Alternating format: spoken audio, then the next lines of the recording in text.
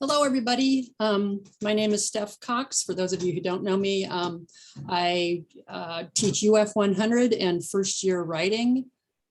So I get freshman students, first year students, mostly who are adjusting to college. And my lightning talk is about something that I call a contract for a C or a C minus. It's something that I came up with several years ago when I had students who had been doing well in the class, and suddenly something catastrophic happened.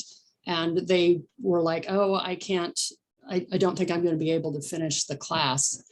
And most of the time when something like this happened, it was a non-traditional student.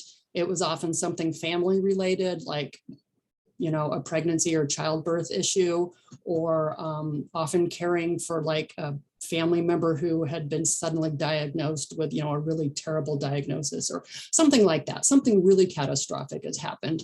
And an incomplete, most of you probably know, students rarely finish an incomplete.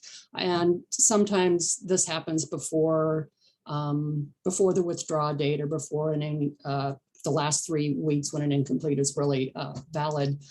I just needed something that worked better than that. So I came up with this concept of a contract for a C, where I look through and I see what the student has done so far.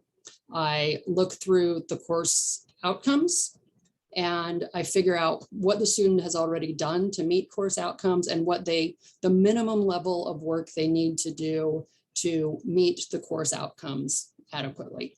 And then I offer that to them. So I might say, hey, I do a lot with annotated bibliographies for critical thinking and a few other course outcomes. I might say, hey, you've already met this with the midterm annotated bibliography, so you don't need to do a final one. Let's make sure you do this reflection and this writing or whatever. It's highly individualized, or at least it was when I first started doing it. So that served me really well when the pandemic hit, because I had this in place and knew how to do it. And so then when we all had to pivot in March 2020, I was teaching a UF 100 class of students who just suddenly found themselves in trauma and central, as we all did, right? Having to pivot. And so knowing how to offer this and adjust to it, what I've found is that I very rarely have to use it, with the exception of spring 2020. When I do, it's almost always for non-traditional students, and it's something larger than themselves. Everybody that I've offered this to has ended up passing the class. And usually what I notice is, because these are first year students, even if they're, 30 or, parents, whatever, they have this idea in mind that we think our class is the most important thing they should be working for. So they approach me with, oh, I'm going to do everything I can to get caught up. I want to do this and this. Or they're saying, I just have to walk away from the class and eat my tuition or whatever, because I can't do it. And so when I respond with, well, here's a way that you could pass the class still, are you interested in it? They're usually kind of flabbergasted and so happy to be able to do it. And we, of course, come up with the path together.